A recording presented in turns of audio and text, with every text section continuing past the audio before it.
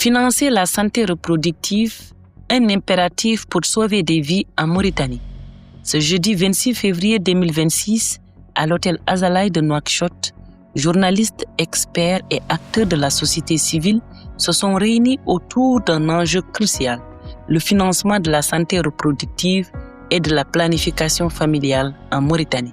Dans un pays où le taux de mortalité maternelle atteint 424 décès pour 100 000 naissances vivantes et où la prévalence contraceptive reste limitée à 14,3%, l'urgence est bien réelle.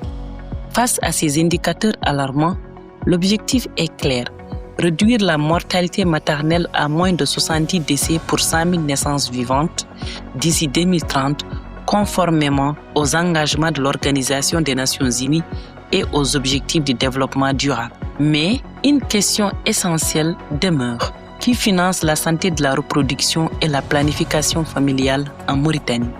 Combien et avec quels résultats?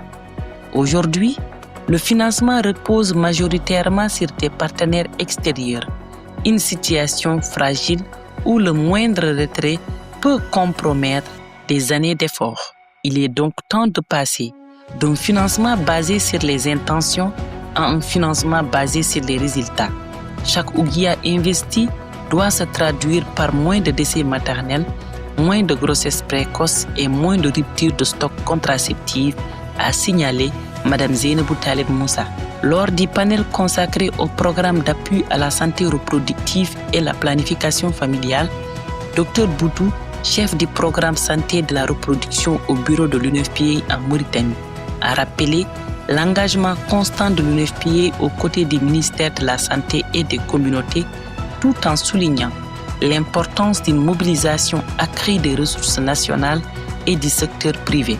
Ce rendez-vous du REMAPSEN en partenariat avec l'unité de coordination du partenariat de Ouagadougou vise à mieux outiller les journalistes, renforcer la transparence budgétaire et interpeller les autorités sur la nécessité d'inscrire une ligne budgétaire conséquente dédiée à la santé reproductive et la planification familiale.